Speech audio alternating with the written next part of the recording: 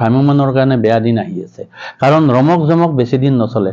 নমস্কাৰ প্ৰিয় দৰ্শক, অসম টাইমৰ মজিয়ালৈ আপোনালোকক স্বাগত সম্ভাষণ জনাইছোঁ আৰু আমাৰ আজিৰ কক্ষপথ বিশেষ অনুষ্ঠানত আমন্ত্ৰণ কৰি আনিছোঁ অসমৰ এগৰাকী প্ৰখ্যাত নাট্যকৰ্মী, বৃন্দাবন থিয়েটাৰৰ প্ৰযোজক আৰু ভ্ৰাম্যমান থিয়েটাৰ প্ৰযোজক সন্থাৰ কাৰ্যকৰী সভাপতি গণেশ ৰায় মেধি, আৰু যাক আমি সকলোৱে জানো বংকিম বুলি। আপোনাক স্বাগতম ডাঙৰীয়া। ধন্যবাদ। আপোনালোকক ধন্যবাদ জনাইছোঁ যে আপোনালোকৰ ষ্টুডিঅ'ৰ মজিয়ালৈ মোক মাতি আনি যিখিনি আজি কথা কোৱাৰ সুবিধা দিব, তাৰ বাবে আগতীয়াকৈ ধন্যবাদ জনাইছোঁ। আমি আজি আলোচনা কৰিম ভ্ৰাম্যমান থিয়েটাৰৰ ভৱিষ্যত সম্পৰ্কে। যেতিয়া এই অহা মাহৰ পৰাই এই জুলাই মাহতে ভ্ৰাম্যমান থিয়েটাৰৰ আখৰাসমূহ আৰম্ভ হ'ব, নহয় জানো? হয়। এয়া এক পৰম্পৰাগতভাৱে যেতিয়া ভ্ৰাম্যমান থিয়েটাৰ আৰম্ভ হৈছিল 1963 চনৰ পৰাই, এটা পৰম্পৰা যে এইখিনি সময়ত জুলাই আগষ্টৰ ভিতৰত ৰিহাৰ্চল হয় আৰু আগতে অক্টোবৰত ওলাইছিল, আৰু এতিয়া জুলাইৰ ৰিহাৰ্চল কৰি আগষ্ট মাহত ভ্ৰাম্যমান থিয়েটাৰসমূহে নাট পৰিৱেশন কৰে। বংকিম মেধি ডাঙৰীয়া, আপোনাৰ বৃন্দাবন থিয়েটাৰ অসমৰ এক ব্ৰেণ্ডেড থিয়েটাৰ, যাক আগশাৰীৰ আৰু নলবাৰী ৰাসত এই থিয়েটাৰখনে প্ৰথম, দ্বিতীয়, তৃতীয় বৰ্ষত নেকি 6টা বৰ্ষ ধাৰাবাহিকভাৱে শ্ৰেষ্ঠত্বৰ আসন অৰ্জন কৰিছিল আৰু বিশেষকৈ বিজনেছ লাইনত ব্যৱসায়িকভাৱে সফলতা অৰ্জন কৰিছিল। সেই হেতু আপুনি যে ইমান দিন থিয়েটাৰখন চলালে, আপুনি ব্যৱসায়িকভাৱেও সফলতা পালে, নিশ্চিতভাৱে ভ্ৰাম্যমান ব্যৱসায়িকভাৱে এক সফল উদ্যোগ হয়নে? বৰ্তমানৰ সময়ত নহয়, কাৰণ এতিয়া ভ্ৰাম্যমানত প্ৰায় 40খন থিয়েটাৰ আছে। এই 40খনৰ ভিতৰত 2-4খনহে বছৰটোত সফল ব্যৱসায়িকভাৱে লাভ কৰা বুলি শুনিবলৈ পাওঁ, যদিও আমাৰ তেনেকুৱা তথ্য নাথাকে ভ্ৰাম্যমানত, কাৰণ তথ্যটো আমাৰ প্ৰকাশ কৰা নহয়। কিন্তু মই আজি কেইবছৰমানৰ পৰা যিটো পাইছোঁ, ভ্ৰাম্যমানটো যিটো দিশত গতি কৰিছে, যে ভৱিষ্যতে ভ্ৰাম্যমানটোৰ বা ভ্ৰাম্যমান থিয়েটাৰৰ, ভ্ৰাম্যমান জগতৰ যিটো আমাৰ অসমৰ গৌৰৱ, অসম, ভাৰত তথা পৃথিৱীৰ ভিতৰতে এনেকুৱা অনুষ্ঠান আমি ক'তো দেখিবলৈ পোৱা নাই, শুনিবলৈ পোৱা নাই, যদিও পৃথিৱীৰ বিভিন্ন দেশ ভ্ৰমণ কৰিছোঁ। হয়। কিন্তু এতিয়া যিটো এটা সমস্যা আহি পৰিছে ভ্ৰাম্যমানত, যি শিল্পীকেন্দ্ৰিক, যি এচাম মুখ বচা শিল্পীসকলক পৰিচয় থকা তেখেতসকলকহে কিছুমান আহ্বায়ক কমিটি, সকলোকে মই নকওঁ, অধিক সংখ্যক আহ্বায়ক সমিতি বা অধিক সংখ্যক দৰ্শক, সকলো দৰ্শককে নকওঁ, তেখেতসকলক বিচাৰে। আৰু তাৰ বাবে ভ্ৰাম্যমানটো এটা গণ্ডিৰ ভিতৰত সোমাই গৈছে, আৰু সেই গণ্ডিটোৱে এজন দুজন মানুহে পৰিচালনা কৰি আছে। আৰু যিটো নেকি ভ্ৰাম্যমান থিয়েটাৰক এটা যিটো দিশত আমি অসমৰ ৰাইজে বা আমি এজন প্ৰযোজক হিচাপে বা এজন নাট্যকৰ্মী হিচাপে আমি নিবিচাৰোঁ, যাৰ কাৰণে ভ্ৰাম্যমানটো দিনক দিনে স্খলন হৈছে, ভ্ৰাম্যমানত বিশৃংখল আহিছে। আপুনিতো এই বছৰ ধৰি থিয়েটাৰ চলাই আছে, মানে যদি চিনাকি মুখ নাথাকে, আহ্বায়ক সমিতিয়ে কি তেতিয়া থিয়েটাৰখন নিবিচাৰে নেকি? একদম নিবিচাৰে, বুক কৰিব নিবিচাৰে। আমাৰ প্ৰতিনিধি বা সম্পাদকে গৈ, কিন্তু আপুনি প্ৰডাকশ্যনটো আপোনালোকে দেখিছে মই কেনেকৈ প্ৰডাকশ্যন কৰিছিলোঁ। তাৰ ভিতৰত উদাহৰণ ৰাজ অট্টালিকা, যে ভ্ৰাম্যমানত সিমান ডাঙৰ বিল্ডিং বা তেনেকুৱা ৰাজকীয় যিটো ডেক'ৰেশ্যন প্ৰডাকশ্যন কৰিছিলোঁ, সেই বছৰটোতে মই 52 লাখ টকা লছ খাইছোঁ।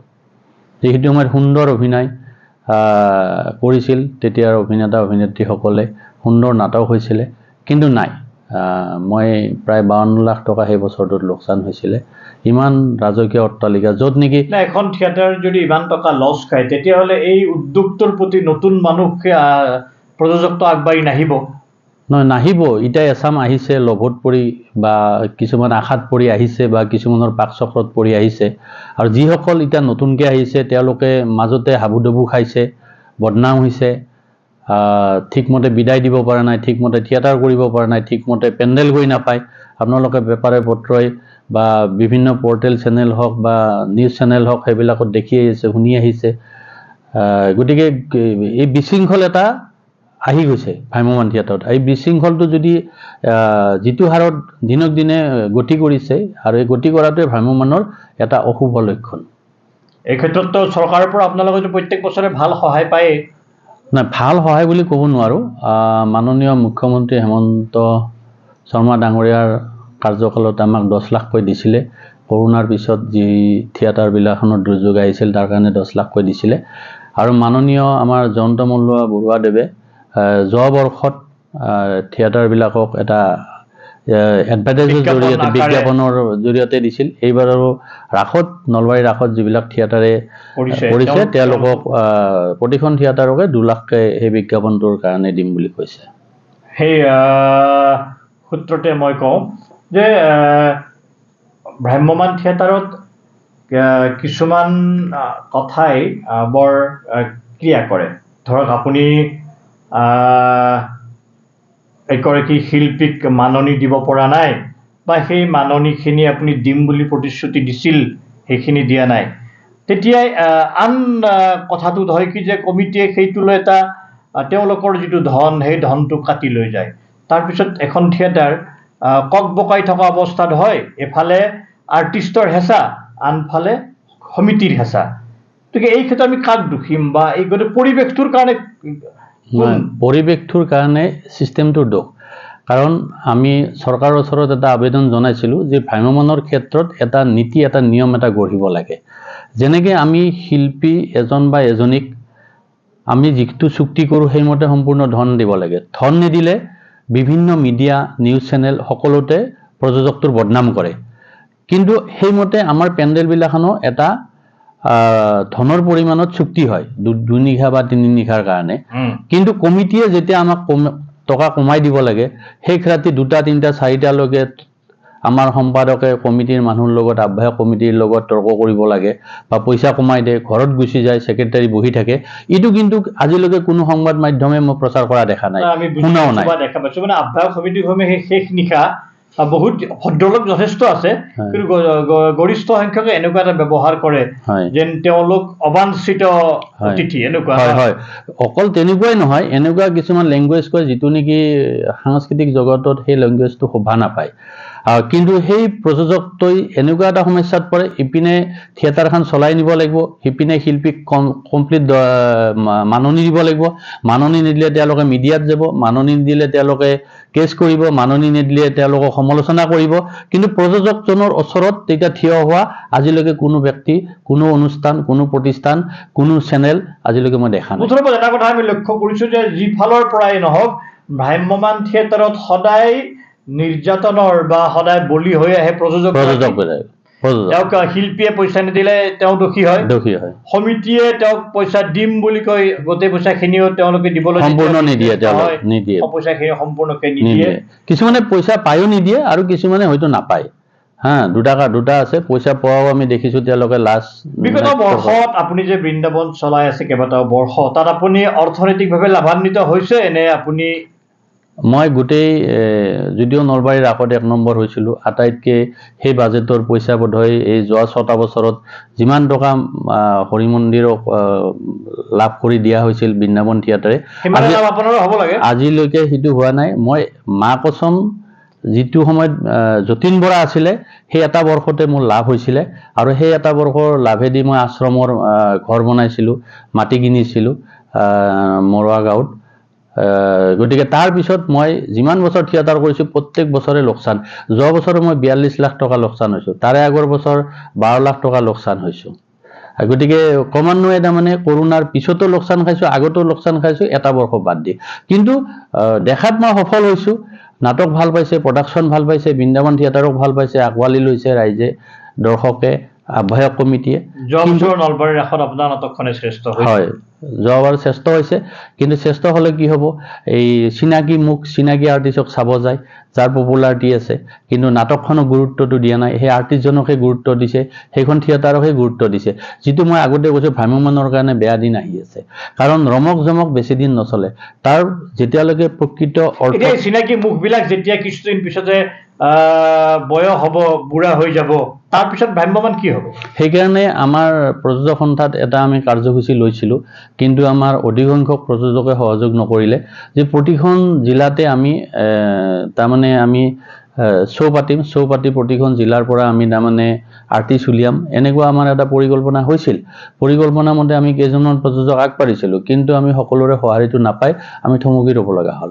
যাতে ভ্ৰাম্যমান উদ্যোগটো যাতে এই চিনাকি মুখৰ ওপৰত যাতে ডিপেণ্ড নকৰি, যাতে সামগ্ৰিকভাৱে নাটক অৰ্থ থকা নাটকৰ ওপৰত ডিপেণ্ড কৰি নতুন শিল্পী উলিয়াই আনিব পাৰোঁ, তাৰ কাৰণে আমি এটা প্ৰক্ৰিয়া লৈছোঁ। প্ৰায় অভিযোগ শুনা যায় যে ভ্ৰাম্যমান থিয়েটাৰত আপুনি এটা আধিপত্যবাদ চলায় আৰু প্ৰযোজকসকলৰ ওপৰত আপুনি এটা অধিপত্যবাদ মানে দমনমূলক ধৰণৰ কথা আপুনি আলোচনা কৰে, এই কথা সঁচা? এইটো সম্পূৰ্ণ মিছা কথা, কাৰণ মই ৰাইজৰ কথা গুৰুত্ব দিওঁ আৰু এছাম প্ৰযোজকে এটা গণ্ডিৰ ভিতৰত থাকি কিছুমান কথা কয়, আৰু সেই গণ্ডিৰ ভিতৰত থাকি মই কথা নকওঁ। আৰু আজিলৈকে মই যিটো নিয়ম যিটো নীতি তাৰ বাহিৰত মই কাম কৰা নাই। এবাৰ এটা আমাৰ ঘটনা ঘটিছিলে, যি আৰ্টিষ্টক ইমান টকা দিব লাগে বা ইমান টকাৰ ওপৰত দিব নালাগে, তেতিয়া এখন থিয়েটাৰে সেই নিয়মটো ভংগ কৰি দিলে। তেতিয়া সেই এখন থিয়েটাৰে নিয়মটো ভংগ কৰি দিলে, তেতিয়া সেই থিয়েটাৰখনৰ ওপৰত একশ্যন নলয়, তেতিয়া মই গোটেই নিয়মে ভংগ কৰি দিছিলোঁ। কাৰণ মই জানো পক্ষপাতিত্ব হ'ব নালাগে। এতিয়াতো সন্থাটো 2 ভাগ 3 ভাগ 4 ভাগ মানে হৈছে চাগে, এতিয়াতো ভ্ৰাম্যমান সন্থা বুলি তেনেকে আছে 2 ভাগ আছে নেকি? এতিয়া আছে, ভ্ৰাম্যমান সন্থা আছে। নেতৃত্ব দি আছে? নহয়, মই কাকো নেতৃত্ব দিয়া নাই, কাৰণ ভ্ৰাম্যমান থিয়েটাৰ সেই সন্থা হিচাপে আছে।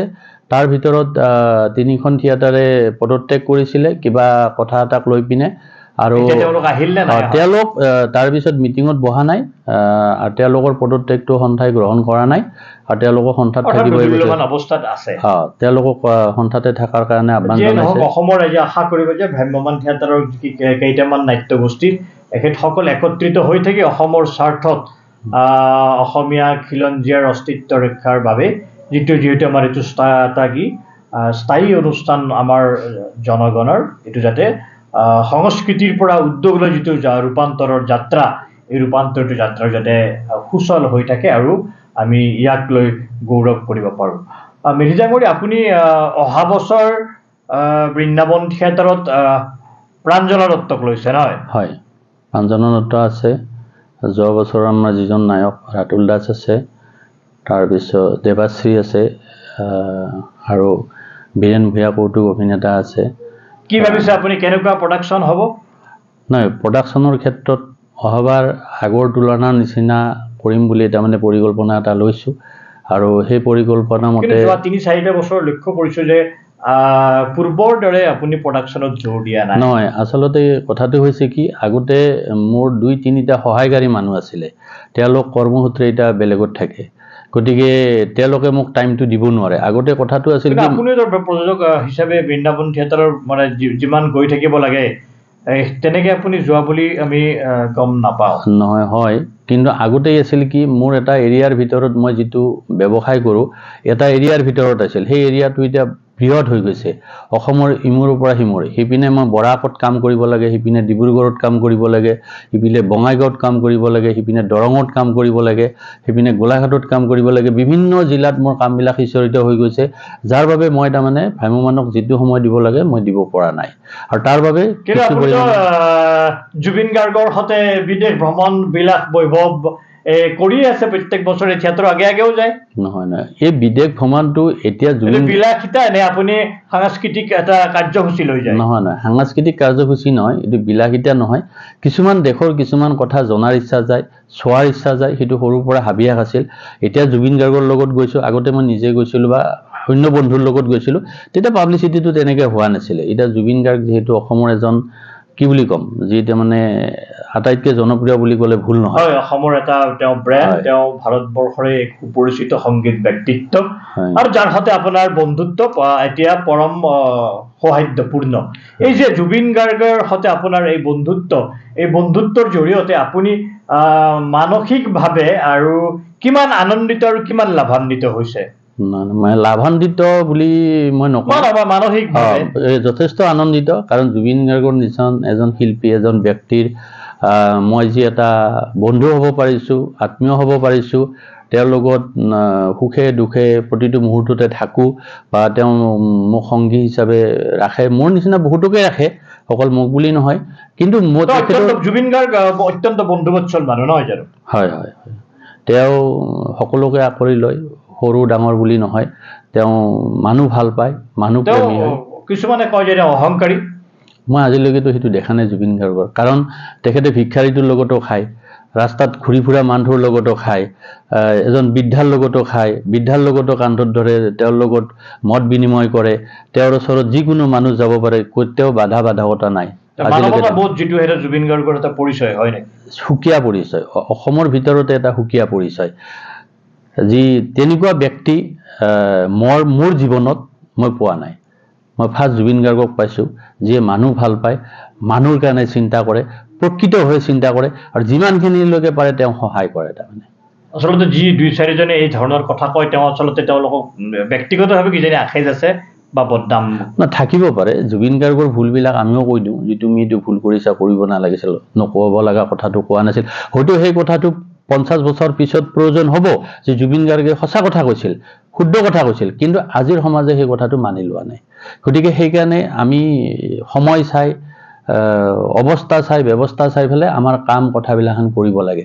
জুবিন গাৰ্গে সেইটো নাভাবে, কৈ দিয়ে, কিন্তু জুবিন গাৰ্গৰ কথাটোৰ সত্যতা আছে বা থাকে, কিন্তু সময় উপযোগী হোৱা নাই, আৰু যাৰ বাবে জুবিন গাৰ্গক এচামে সমালোচনা কৰে।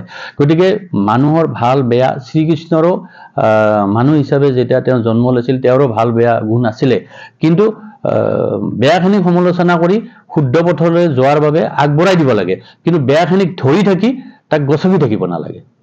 মই এইটো বুলি ভাবোঁ, মই ভুল কৰিছোঁ, মোৰ ভুলখিনি আঙুলিয়াই কৰি দি মোক শুদ্ধ পথত যোৱাৰ কাৰণে আগ্ৰহী কৰিব লাগে, কিন্তু ভুলখিনিকে গছকি থাকিব নালাগে। জুবিন গাৰ্গ এটা বছৰ যদি কোনোবা এখন থিয়েটাৰত অভিনয় কৰে, ধৰা হ'ল বৃন্দাবনত যদি অভিনয় কৰে, আপোনাৰ সেই সপোন কেনেকুৱা লাগিব অনুভৱ? সেইটোতো ভাবিব নোৱাৰা কথা। এদিন আমি এই USA যাওঁতে, এইবাৰ আমি এখন নদীৰ পাৰত আছিলোঁ, শিলৰ মাজত, তাতে তম্বু টানিছোঁ। তাত কাৰণ আমি বাহিৰত গ'লে ভাল হোটেলত এইবিলাক নাথাকোঁ, আমি জংঘলে যিটো জুবিন গাৰ্গে ভাল পায় সেইটো ময়ো ভাল পাওঁ, সেনেকুৱা নেচাৰেল জেগাবিলাকতে আমি থাকোঁ। এনেকৈ ওলাইছিলে, মই বোলে তেতিয়াহ'লে তুমি এবছৰ ৰেচেই লোৱা, দিন ৰাতি এনেকৈ থাকাত চাই 3 ঘণ্টা তুমি থিয়েটাৰত কাম কৰা, আৰু তুমি ৰেষ্ট লোৱাছো, এবছৰ ইমান বছৰ কাম কৰিলা। সি কৈছে, মই থিয়েটাৰ কৰিব লাগিলে মই সময়ত গম নাপাম, পিঠি তোমাৰ ৰাইজে ফালিব। গতিকে মই সেই সময় দিব পৰা নহয়। এতিয়াতো জুবিন গাৰ্গে প্ৰফেচনেলিজিমটো ধুনীয়াকৈ মেইনটেইন কৰে, প্ৰায় সময়মতে উপস্থিত হয়। যিয়ে নহওক, আপোনাৰ আৰু জুবিনৰ থকা এই সম্পৰ্কৰ কথা ধৰি আমি এইখিনি কথা কৈছোঁ। অহা বছৰ বৃন্দাবনত আপোনাৰ 3খন নাটক আছে, সচৰাচৰ যি 3খন নাটক থাকে, আৰু আপুনি কৈছে যে প্ৰডাকশ্যনত মই বিশেষভাৱে গুৰুত্ব দিম। এনেকুৱা তাৰিখ নিৰ্ধাৰণ কৰিছে নেকি যে অমুক তাৰিখৰ পৰাই বৃন্দাবন থিয়েটাৰৰ নাট্যযাত্ৰা আৰম্ভ হ'ব? আমি তাৰমানে 8 তাৰিখৰ পৰা 12 তাৰিখৰ ভিতৰত আমি নাট্যযাত্ৰা আৰম্ভ কৰিম। আৰু যেতিয়া নাট্য শুভ উদ্বোধন আগষ্টত, নাট্য শুভ আগষ্ট মাহত হ'ব। এইটো 16 আগষ্টৰ পিছত কৰিম, কিন্তু আগষ্ট মাহৰ ভিতৰতে হ'ব। সেই ডেটটো আমি ফাইনেল কৰা নাই। আৰু আপোনালোকে গমেই পাইছে, আপোনাৰ থিয়েটাৰৰ সদায় মানে মূল উৎসৱ এটা ৰাস উৎসৱ থাকে, নলবাৰী ৰাসোৎসৱতো আপোনালোকে কৰিবই। আৰু পূজা এইবাৰ ক'ত কৰিম বুলি ভাবিছে? দুৰ্গা পূজা আমাৰ চামতাত হৈছে, আৰু বঙাইগাঁৱৰ ওচৰৰ এই ঠাইটোৰ নামটো মই পাহৰি গ'লোঁ, তাত হৈছে। তাৰমানে এই দুটা মূল ঠাইত মানে দুৰ্গা পূজাত বৃন্দাবন থিয়েটাৰে তেওঁলোকৰ নাট্য যাত্ৰা যি সেয়া আগুৱাই লৈ যাব। প্ৰিয় দৰ্শক, আমি আজি বৃন্দাবন থিয়েটাৰৰ প্ৰযোজকৰ লগতে এগৰাকী সমাজ সচেতন আৰু সংস্কৃতিৰ সৈতে নিবিড়ভাৱে জড়িত এজন ব্যক্তিক পালোঁ, যিয়ে বিভিন্ন সময়ত সাংস্কৃতিক কৰ্মী হিচাপেও নিজৰ পৰিচয় দিব বিচাৰিছে। আমি শেষত এটা প্ৰশ্ন কৰিম, বংকিম মেধি ডাঙৰীয়া, আপুনি সাংস্কৃতিকভাৱে সামাজিকভাৱে যথেষ্ট সপ্ৰতিভ। আপুনি নলবাৰী জিলাৰ বিভিন্ন অনুষ্ঠানত জড়িত হৈ থাকে। আপুনি নলবাৰী মৰুৱাত এনেকুৱা বিহু পাতি দেখুৱাইছে, এনেকুৱা আমাৰ মাঘ মাহৰ বিহু আমি আয়োজন কৰিছে যে সেয়া একক আৰু অনন্য।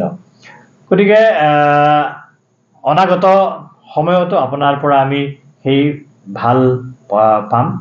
কিন্তু ৰাজনীতি কেতিয়াবা ভাবে নেকি যে আপুনি ৰাজনীতিত যোগ দিব? ৰাজনীতিক যোগ দিয়াৰ কথা মই ভাবাতকৈ ৰাইজে বেছি ভাবে, কাৰণ মোৰ গাঁৱৰ ঘৰত তাৰ কাৰণে মিটিঙো হৈ গৈছে। ৰাইজে স্বতঃস্ফূৰ্তভাৱে আহি আমাৰ সমষ্টিৰ গোটেই আঞ্চলিকবিলাক আহি পেলাই নিজে স্বতঃভূতভাৱে মিটিং কৰি মোক আহ্বান জনাইছিল।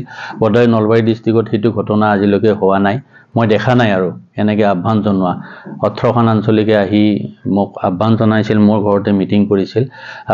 যদি সিদিনা মই ইয়েছ বুলি ক'লো হয়, হয়তো আজি মই দিছপুৰত থাকিব পাৰিলোঁ হয়।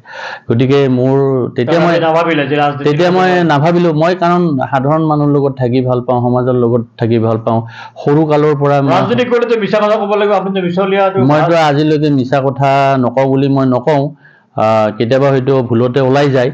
কিন্তু কথাটো হৈছে কি, আটাইতকৈ বেয়া পোৱা বস্তুটো মোৰ সেইটো। ৰাজনীতিটো খং কৰা মানুহ নচলিব, আপুনিতো অলপ খঙাল বুলি। মই খং এইকাৰণে হয়, দুৰ্নীতি আৰু অন্যায়টো মোৰ সহ্য নহয়। যদিও মই কণ্টেক্ট কৰোঁ, মই নিভাঁজভাৱে মই কণ্টেক্টবিলাখান কৰোঁ। আপোনালোকে দেখিছে বা শুনিছে, আজিলৈকে মোৰ কণ্টেক্টত কেতিয়াও এলিগেশ্যন নাই। তাৰমানে কোনোৱে ধৰিব পৰা নাই যে মই কেতিয়াবা বেয়া কাম কৰিছোঁ। যিহেতু কণ্ট্ৰেক্টাৰে চুৰ কৰা, বদমাচি কৰা বুলি এটা নিয়ম আছে, নাই বুলি নকওঁ, কিন্তু আজিলৈকে মোক সেইটো পোৱা নাই আৰু কোনো ক'ব পৰা নাই, আৰু সেইভাৱে মই কামবিলাখান কৰোঁ। বহুত বহুত ধন্যবাদ জনাইছোঁ। আচলতে আপোনাৰ যিটো চেতনা, সেয়া ৰাজনৈতিক চেতনা নহয়, আপোনাৰ চেতনাটো হ'ল সামাজিক চেতনা, সাংস্কৃতিক চেতনা। এই সাংস্কৃতিক আৰু সামাজিক চেতনা বুকুত বান্ধি আপুনি আগুৱাই যাওক অসমীয়াৰ সেৱা কৰিবৰ নিমিত্তে, আৰু জাতিৰ সেৱা আৰু দহৰ মংগলৰ কাৰণে কাম কৰক। আমাৰ শুভেচ্ছা সদায় থাকিব। অসম টাইমৰ মজিয়াৰ পৰা আপোনালৈ আমি বহুত বহুত শুভেচ্ছা জ্ঞাপন কৰিছোঁ, আৰু অনাগত সময়ত এইদৰে আমি কক্ষপথত আপোনাক আমি লগ পাম, আৰু আপোনাৰ পৰা বহুত নজনা কথা, অকথিত ইতিহাস জানিব পাৰিম বুলি আমাৰ বিশ্বাস আছে। আৰু আপোনাৰ যি সামাজিক জীৱন যাত্ৰা, এয়া আগুৱাই যাওক। বহুত বহুত ধন্যবাদ। ধন্যবাদ। শেষত মই এটা কথা কওঁ, যি মোৰ সংস্কৃতি জীৱন যাত্ৰাৰ লগতে মই এতিয়া ফাৰ্ম খুলিব লৈছোঁ। আজি আমাৰ ফাৰ্মৰ কৃষি ফাৰ্ম, তাত গাহৰি থাকিব, ছাগলী থাকিব, গৰু থাকিব, হাঁহ কুকুৰা থাকিব। অলৰেডি আমি প্ৰায় 50 বিঘা মাটি লৈছোঁ, অলৰেডি আৰম্ভ কৰিছোঁ, কৃষি ফাৰ্ম আৰম্ভ কৰিছোঁ।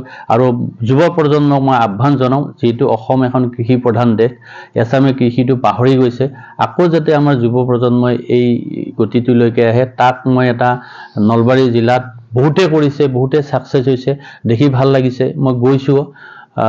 গতিকে মই আপোনালোকৰ মজিয়াৰ পৰা নলবাৰীৰ যুৱ প্ৰজন্মক মই এইটো আহ্বান জনাম, যোনে য'ত যেনেকৈ পাৰে সৰুৰ পৰাই ডাঙৰ হয়, ডাঙৰৰ পৰাই বৃহৎ হয়, বৃহৎৰ পৰাই ডাঙৰ আকাৰ লয়।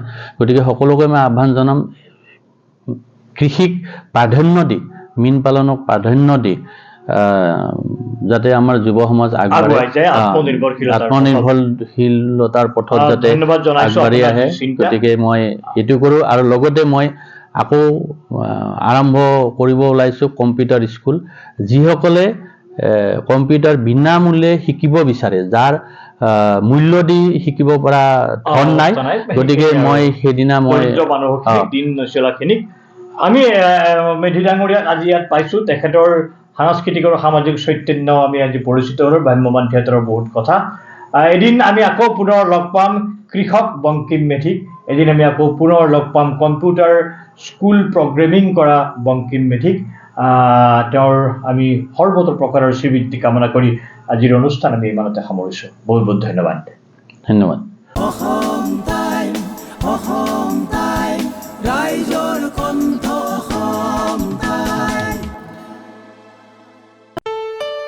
ঘৰত আনন্দ আৰু সম্পৰ্কৰ চমক বজাই ৰাখিবলৈ জৰুৰী হৈছে সকলো আনন্দময় মুহূৰ্তত মৰমৰ উপহাৰ দিয়াটো। সেইবাবে মধুশ্ৰী জুৱেলাৰ্ছে আনিছে সকলো ৰঙীন ক্ষণৰ বাবে বিশেষ গহনা। হীৰাৰে হওক, সোণৰে হওক বা ৰূপৰে হওক, শ্ৰেষ্ঠ ডিজাইনছ আৰু হলমাৰ্কযুক্ত গহনাই ৰাখে সম্পৰ্কক নিখুঁত। তেনেহ'লে আজিয়ে আনক আনন্দ মধুশ্ৰী জুৱেলাৰ্ছৰ সৈতে।